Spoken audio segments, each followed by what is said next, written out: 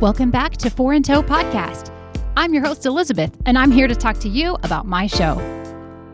Four in Tow Podcast is created by me, Elizabeth, a homeschool mom, with the goal of encouraging parents on their journeys through homeschooling.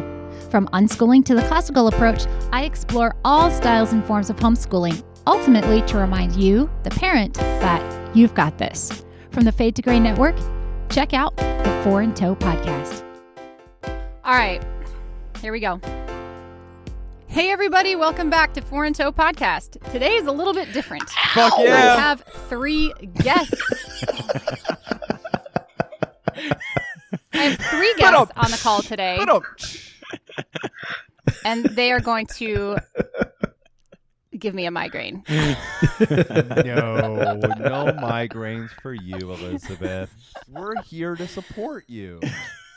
Oh, thanks. Okay. You want to start that over? For those of you who...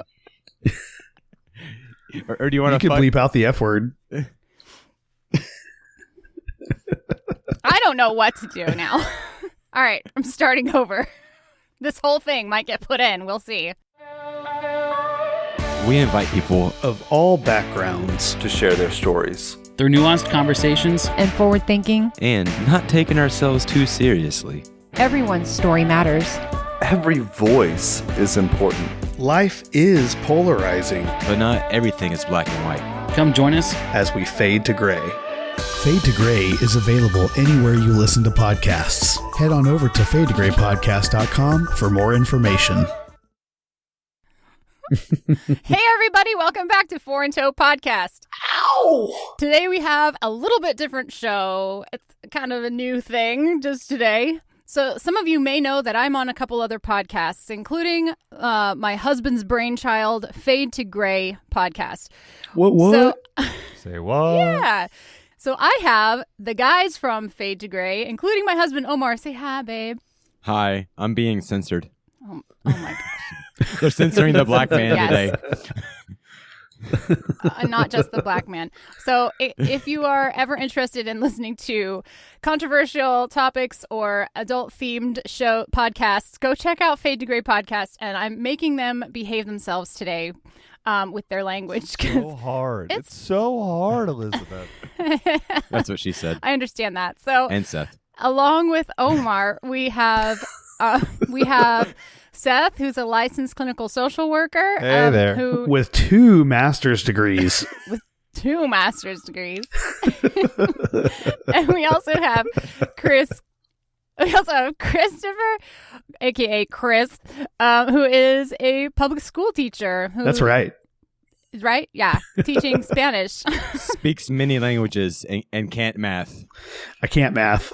Yeah, I'm certified to teach languages K through 12th and also history. So basically, he's the smartest one of all of us. No. I know many people with doctorate degrees who are not intelligent at all.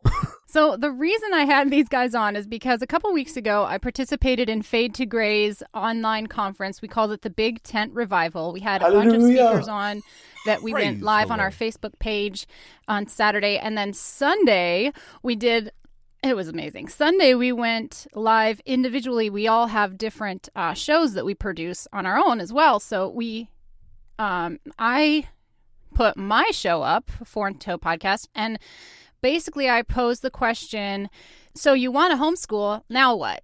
And I was on a roll. Like, I had a list of things I wanted to talk about and steps to take, and I was not really paying attention to everybody else who was commenting and wanting to talk about socialization, which as many of you homeschool parents are very aware, we often get the question, how are you going to socialize your children?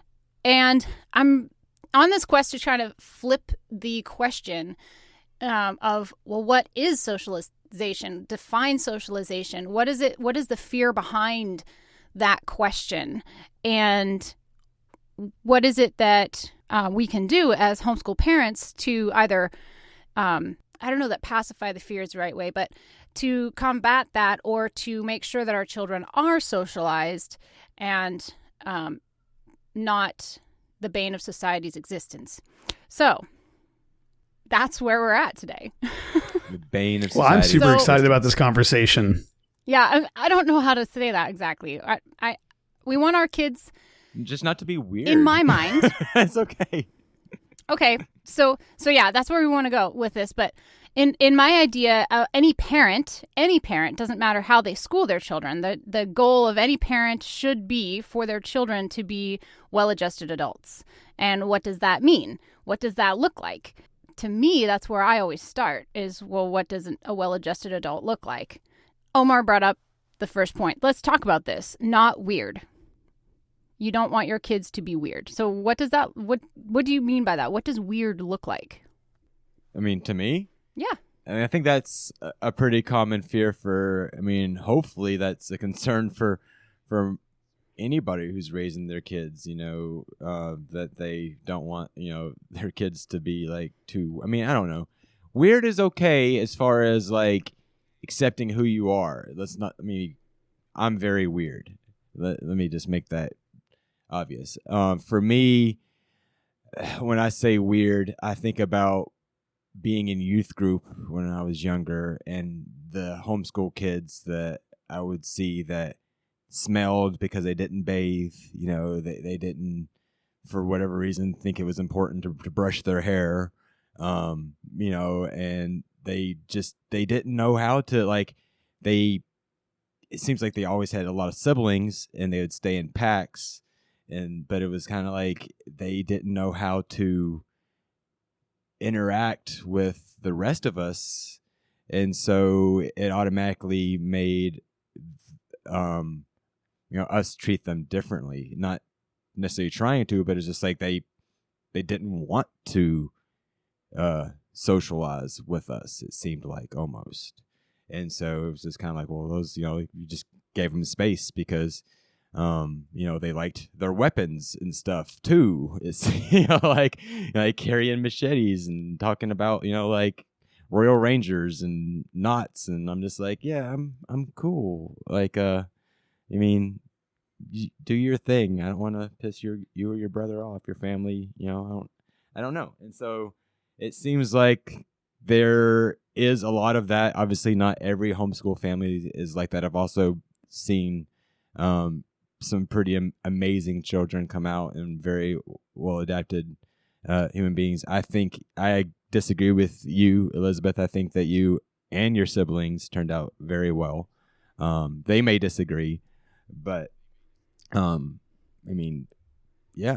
think and I think we're doing a great job with our kids, but I think there is that danger of them just being in such a bubble that they don't realize like some of this stuff matters. Like even with my own child, I'm concerned about my oldest who like doesn't brush her hair on a daily basis, and she's a quarter black, and the other day she had a 2-inch dreadlock in the back of her head that it took me 30 minutes to like comb out, and she's like in tears because it hurts because it has to be, and it's like, and I tell her, I'm like, if you can't take care of your hair, we're gonna have to cut it off. It's like I wish that you were in school and had friends who would at least make fun of you enough to make you think that I should do something about this.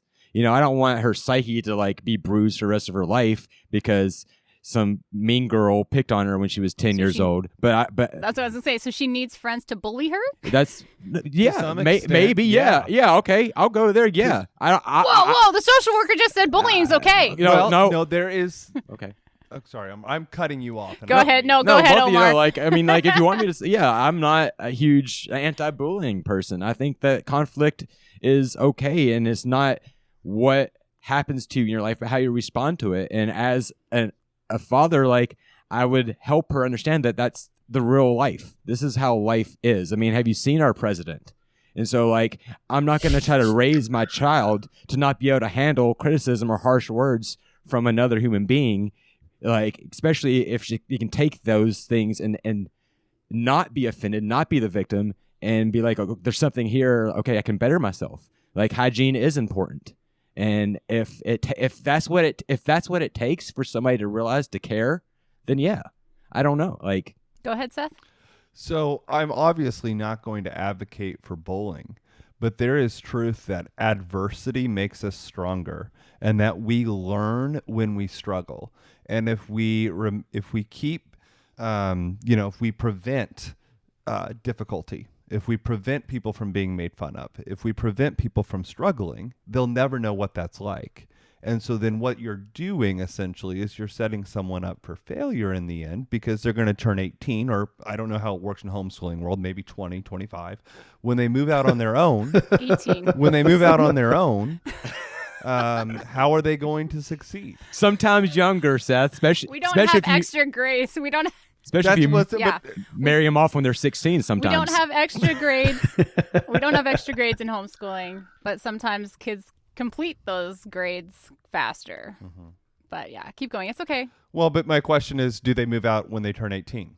Because I know a lot of homeschool kids that don't. Sometimes I know a lot of earlier. homeschool kids that live at home, and that's true. I guess it's true on both ends. I just personally know kids who've been homeschooled who didn't leave their parents' house until they were 20 because they tried when they were 18 and they couldn't succeed. Well, I know kids who were in public school who did that too. And I'd so like they to had say move that back home. That's And also a very cultural thing, too. I mean, if you come from a Hispanic family, for example, you're going to be living with your parents until you get married off, So, I mean, that's... And even sometimes you're just neighbors to them. I saw that in Santa Fe. It's multifaceted. But- I'm not saying it's all homeschooling. Like, we're looking at So you have to be multi-systems so here. and you have to you got to be careful with that, I guess, because like Omar said, there are a lot of public schoolers that we know that have moved back home to their parents, even staying with their parents in their 30s. I mean, I have friends who couldn't make it financially and are living with their parents with their wives and children. And Omar and I are using my grandparents' house to live in because we couldn't cut it financially. Omar and I are very hardworking people. And so, 21's the new 18. 21's the new 18? Yeah, I mean, 31. Maybe 25's the new 18. I don't know. So I hear your point. Is that your experience with all homeschool families, though, Seth? Are all the homeschool families that you knew, the kids were not well adjusted in society and had to move home? No. So I babysat for a guy's kids who had 4 kids in high school. I actually worked for him. Somebody let Seth babysit kids. I know, Oof. terrifying in high school. And all 4 were homeschooled. One has been very successful. At 18, moved to Mizzou, got a degree, and is doing really well. The second oldest tried to do the same thing, ended up in drugs, and had to move back home, and then had to go to rehab, and has not been able to adjust well. The other 2 are still, I believe, in high school. But I'm just saying that socialization is huge. And if we look at the success factors of homeschooling, you have to be very strategic in how you implement real life. Because I personally, while I think that I went through a very difficult time growing up, I would not be who I am today had I not gone through what I did. So I'm just saying, like, from a homeschool perspective, I think that education and being around other kids is absolutely vital. And they need to struggle. Well, the good news is that they need to struggle early while they have protection. Yes, Seth did. I mean, look at him. He has 2 master's degrees. I think... But hang on. Is that the only homeschool family you had contact with? I want to know what your baseline is for your opinion on homeschooling. Because I know about 3 different... Did you know more? I know about 3 different families. But my main experience was with this specific family that had 4 kids, and they were navigators. So hardcore fundamentalist Christians. Okay. What do you think, Chris? Yeah, so back to the bullying thing. I mean, obviously you don't want your kid to be chronically bullied. I mean, that's not good for anyone, right? But I will say that there is, just like everything else in life, there's a balance that comes along with learning how to deal with criticism, learning how to deal with someone who has more power than you, like learning how to deal with those power struggles at a young age. That is super beneficial to children. So obviously, if a kid is being chronically bullied, that needs to be stopped.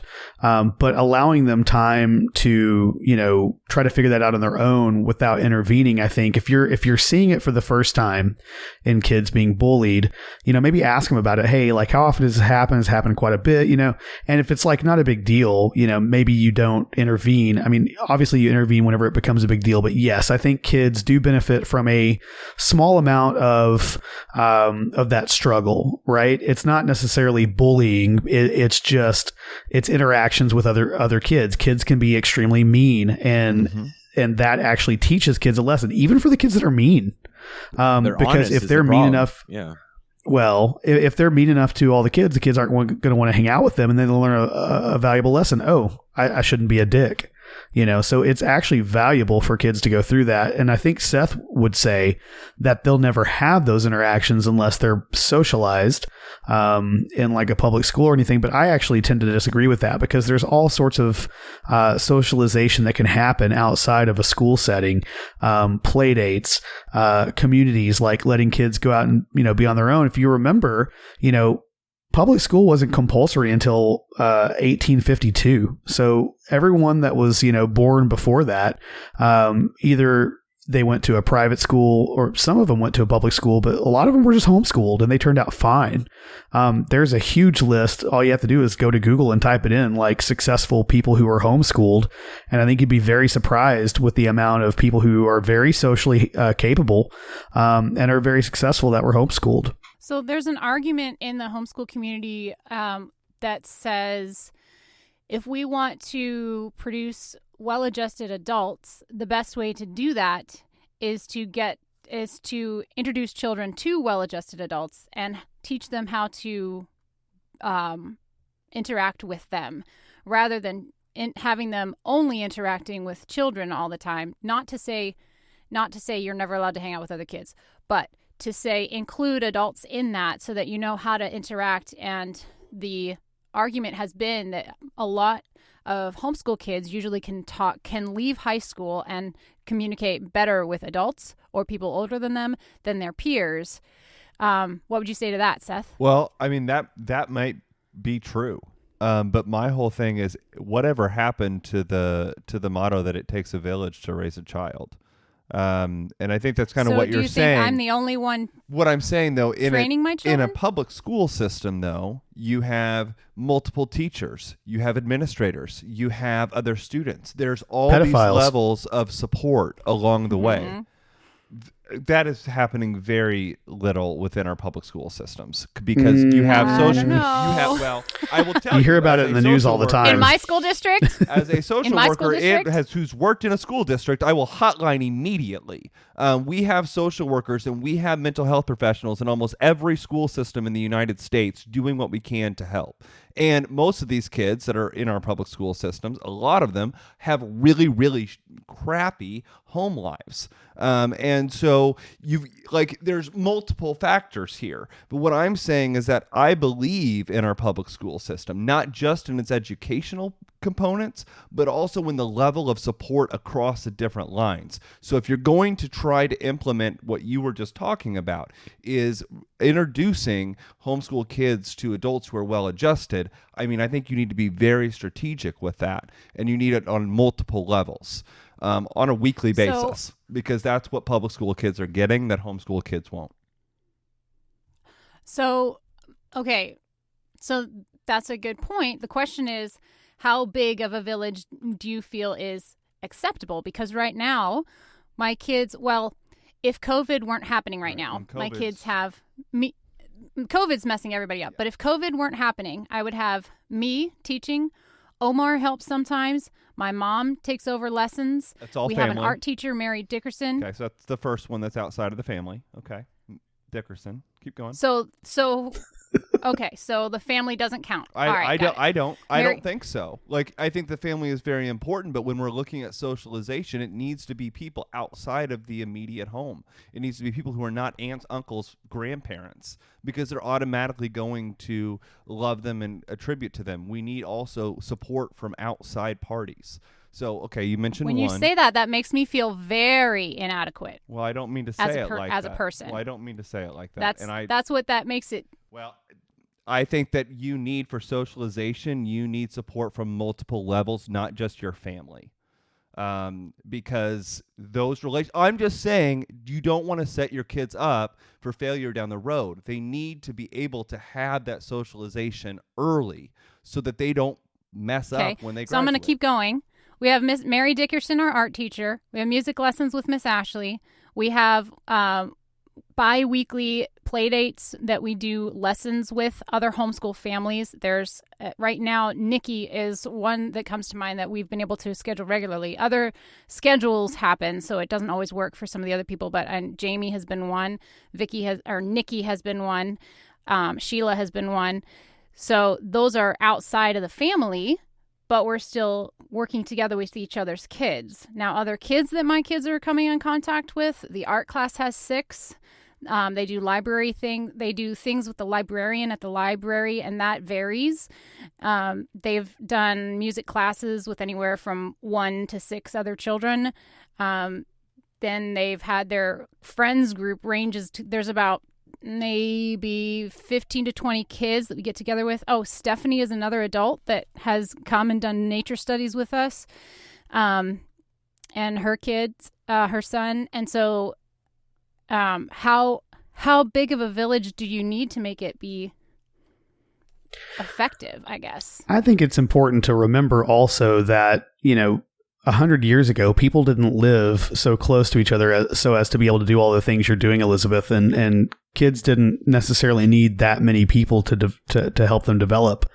I think what you're doing, and I don't think you need to defend yourself here. I think what you're doing, I don't either. Is certainly enough to get your kids socialized for sure. So this is the thing, though. This is a lot, like everything Seth is saying is a lot of what the homeschool parents we encounter, and that is most of our reaction that I've ever talked with homeschool moms is we often just feel so inadequate. And my whole goal is that no, we're okay, and our kids are going to be fine. And I'm only saying that because that's what my mom did for me.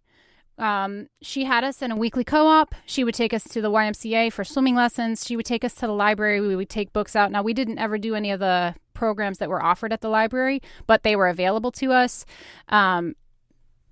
And then at some point we stopped doing the co-op because we started getting involved in church, and we were very involved in the youth group, and I did drama. I got involved in the community theater. And this is all elementary school. This is pre-high school. So once high school came, I was doing all kinds of other things. So that said, in my opinion, a lot of this has to do with the parent's own personal preference too. Because there were some parents that wanted their kids to do the gymnastics, the sports, the arts, all this stuff. And my mom said, you get one thing a week, one thing. So I literally had to choose between music and swimming when I got to high school. And I chose music. Can I say something? And went that direction. Yeah, go for it. Please do. Okay.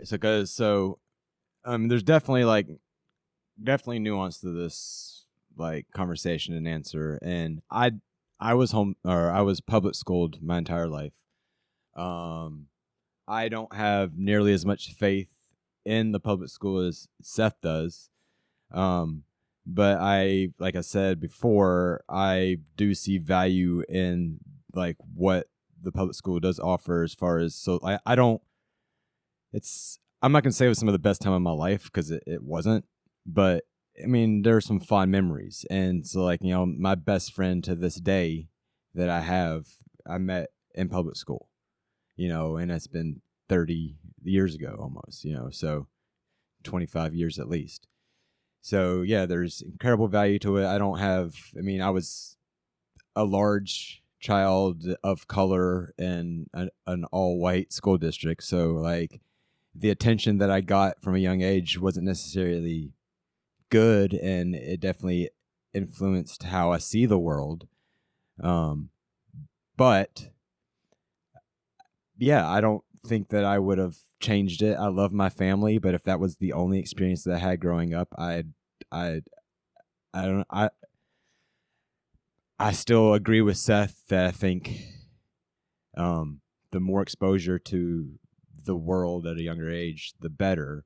I do think that our children, I watch their interactions with like a lot of these other kids that Elizabeth's talking about that come over, like some of my friends, children play with our kids, and I'm always impressed with how they interact with other children, always. And I was watching them yesterday play with themselves, 4 kids out there playing freeze tag in the front yard for like over an hour, just running around. And it's that type of relationship and bond may not have happened if they are all in public school and developing their own friends and their own like little groups and things like that. So I think that there's benefits to both, and it's just like you were saying, Elizabeth, what the parents, I guess, are wanting to, like, how they're wanting to raise their children. And that's where you get into, for me,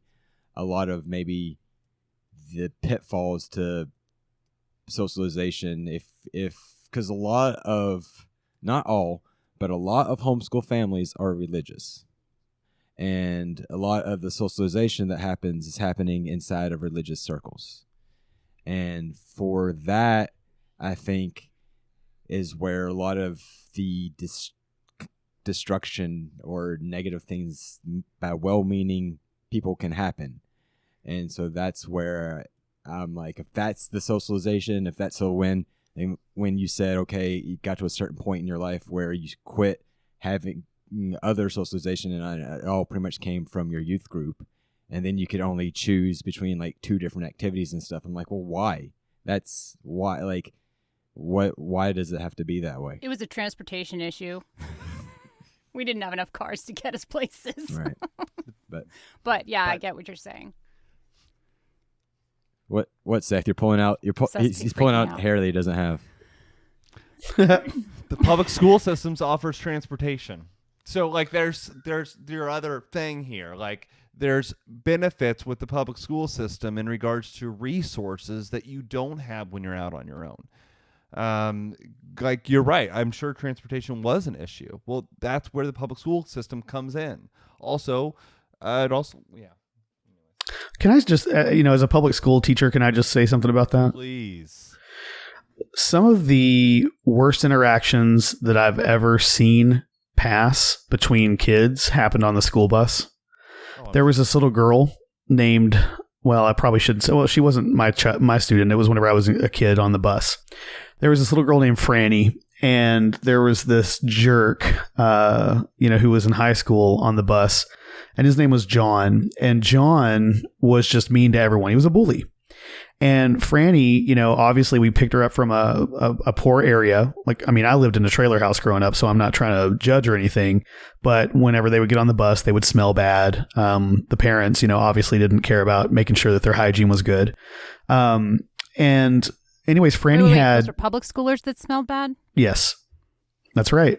Public school kids. Just clarifying. Their hair was always messy. It doesn't have to do with all that. So Franny had warts all over her fingers. And, I'll never forget one day Franny got on the bus and John made a really crude statement about what she might have done with a frog in order to receive those warts on her fingers. And, she just bawled and cried, and you could tell she was obviously really affected by that. So yes, there is public transportation available, but what are you going to expose your kids to by putting them on that public transportation? And I'm not saying that that's always going to be the case. That is a huge risk whenever it comes to putting someone on a bus in order to go to school. And then, of course, you have, once they get to school, what's going to happen, right?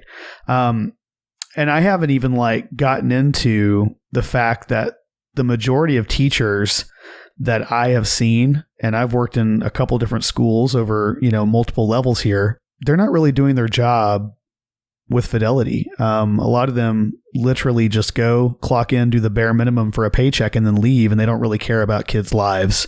And I'm not trying to say that to out anybody. I'm not going to name any names or name any school systems.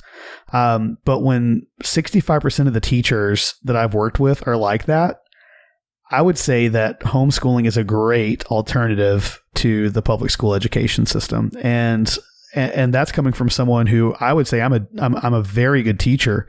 I take pride in that. That's something that, my goal is to be the best teacher I can be, but not everyone's like that. I would say the majority aren't like that, unfortunately. To be clear, I work in an urban district, and it's huge. So maybe that's not the case everywhere, but I went to school. I was actually schooled in a K through 12 building where my graduating class was 28, very rural school. And I can guarantee you the teachers that I had, very few of them actually cared about educating. I'll give you an example. I'm a language teacher. Whenever I took language in middle school and in high school, it was with the same teacher. And she just gave us a textbook to copy words out of. Didn't really learn anything in her class. Didn't get inspired to want to learn anything. It wasn't until college that I decided to actually learn languages. I went back to my hometown after I had learned enough Spanish, and I saw her at a restaurant, and I walked up to her and I thought, oh, cool. I'm going to impress her, by showing her that I actually learned the language. And so I walked up to her and just started speaking Spanish to her, and she looked at me so confused. And she knew who I was because, she said my name. She just didn't speak Spanish. Yet she was my Spanish teacher for 3 or 4 years.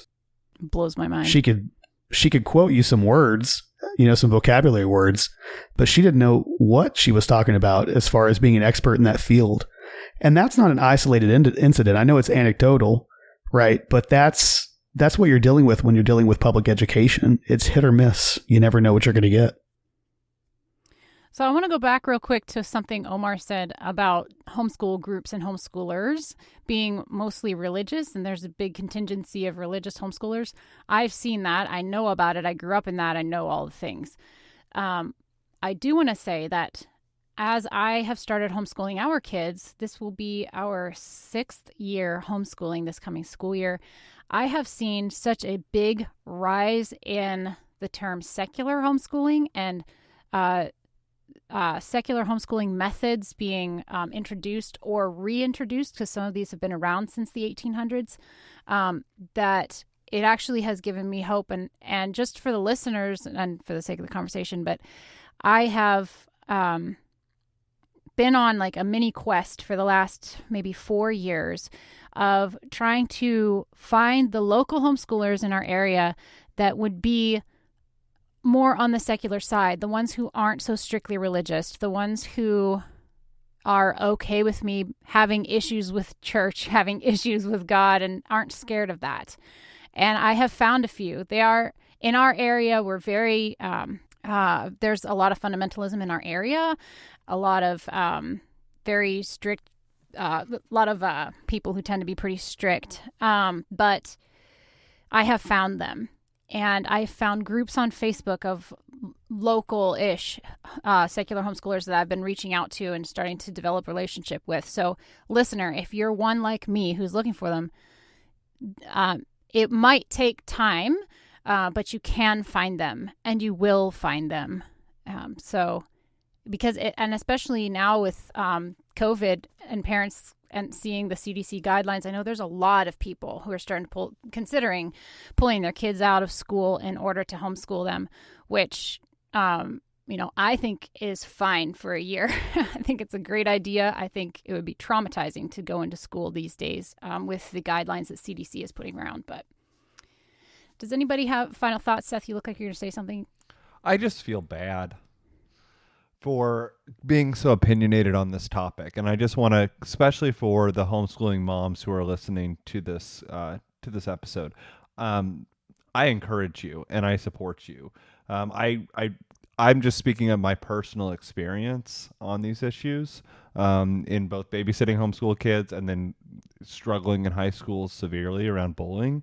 And I just know what my experience is around that, so I just wanted to share my opinions. But especially in light of COVID and everything that's happening currently in our culture in this day and age, I don't think that homeschooling is a bad idea overall. I just think you need to be strategic on the socialization, because you don't want to end up where a kid turns 18 and is completely sheltered and then gets into the real world and doesn't know what to do. Chris? So speaking to what Seth just said about, parents who are scared about what they might encounter in the public school and making the decision to homeschool is actually, you may have some more options pretty soon.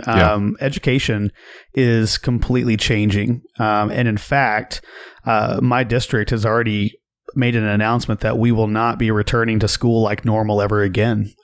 So really, yeah, what that may look like is that students who are old enough to stay at home by themselves are permanently learning from home. And so you may actually be able to quote unquote homeschool by letting your student attend a public school via online courses. That's going to be something that I believe is going to be the norm very soon for the country. Those type of schools do already exist too. Oh, yeah. Pre-COVID. Yeah. I have family who have used schools like that. Absolutely. Yeah. Yep. What do you think, Omar? Any final thoughts? Yeah, I'll just say that as much as I am in support of homeschool, because obviously I am, because our kids are homeschooled, and Elizabeth knows this, that as soon as any of them express any interest in wanting to go to a public school, they will be enrolled. Because it's their choice. I don't want to force anything on their life. I'm not trying to live vicariously through them, and I'll do my best to educate, to prepare. To hopefully they can talk to me about anything that, because it's terrifying. I don't want my kids to grow up. I don't want them to leave the house. I don't want them to have sleepovers with their friends. Like I don't want any of that to happen. But I want them to be successful adults too, and so yeah, I think that homeschooling is great if you have the means and patience to do it. I think that it is incredible hard work. I'm super impressed with Elizabeth from the beginning. She had never done it before, and we just started popping out kids, and she just started teaching, and now she's teaching others how to do it. And so I'm great podcast, babe. Thanks for having us on. I'm proud of you. And yeah, whether it's homeschool or private school, or homeschool or public school or private school or whatever, socialization is important. And hopefully, if you're listening to this, please don't think that sending your kids to youth group is enough socialization. That's all. That's my last thought. Can I ask one question though, Omar, that you said in there? No.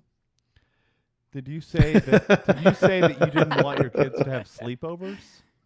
I don't want my kids leaving the house at all. Like I just like there was some crazy stuff that happened at sleepovers at my place. I'll tell you that much. Is that a new thing that parents are against?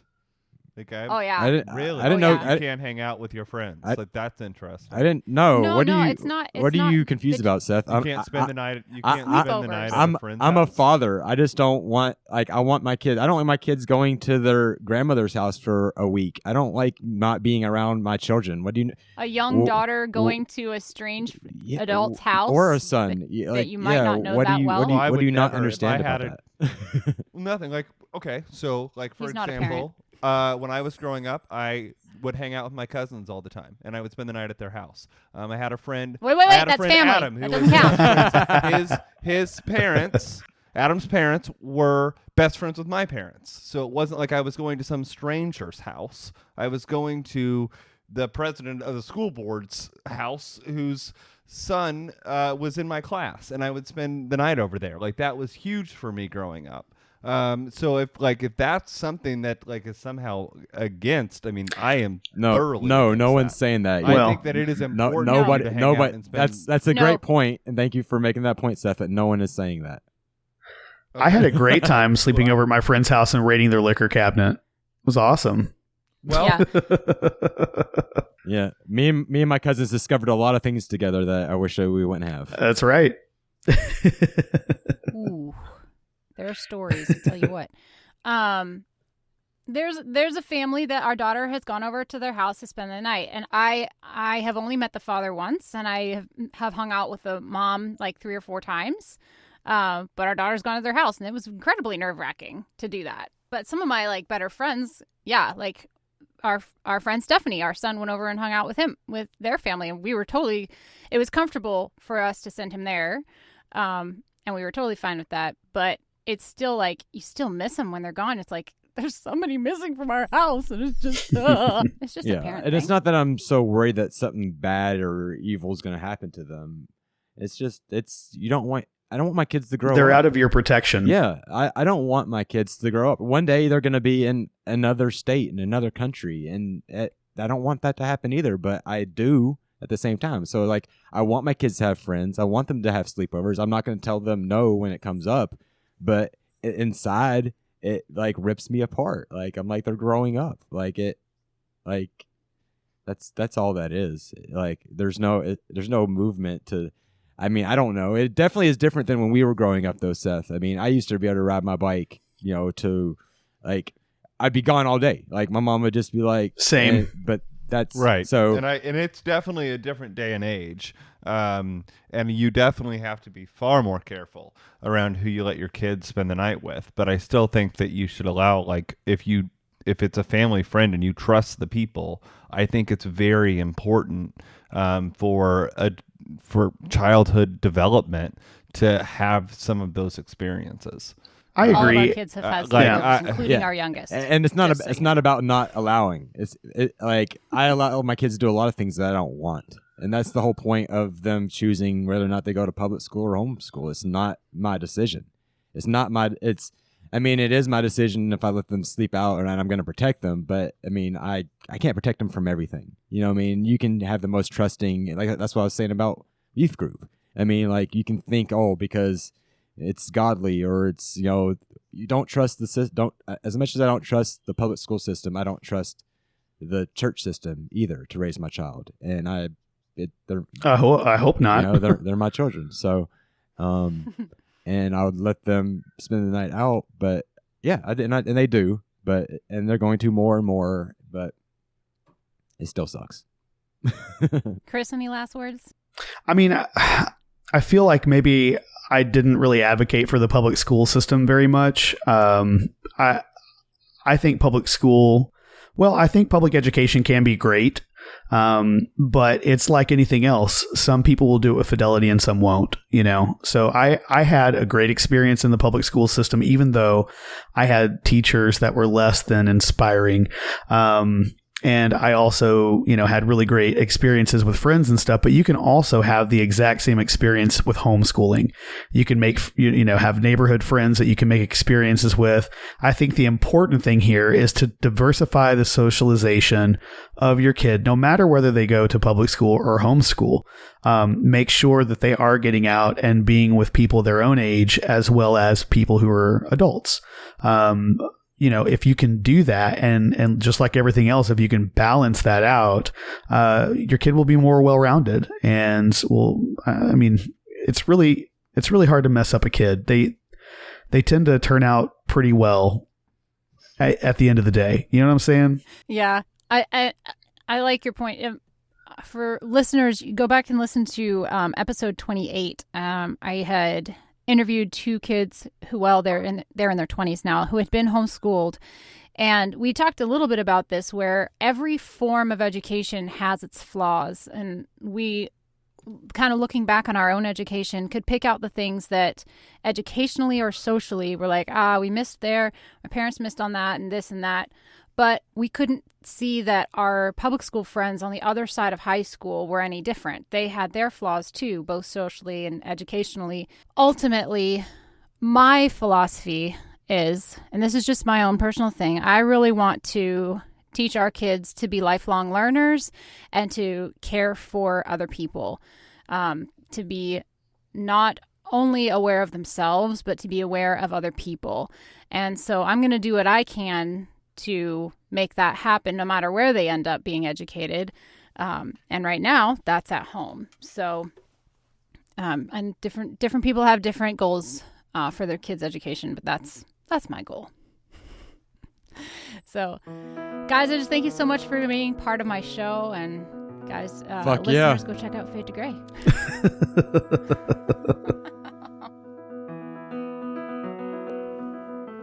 Thanks for joining me on this special episode of Four in Tow Podcast. If you'd like to know more about my podcast, the Fade to Gray Podcast, or the Fade to Gray Network, head over to fadetograypodcast.com. You can also find Fade to Gray and Four in Tow Podcast on Facebook and Instagram at Fade to Gray Podcast and Four in Tow Podcast. We're also on Twitter. If you like what you heard, be sure to smash the like button and tell your friends. Have a great homeschooling week, and remember, Mama, you've got this.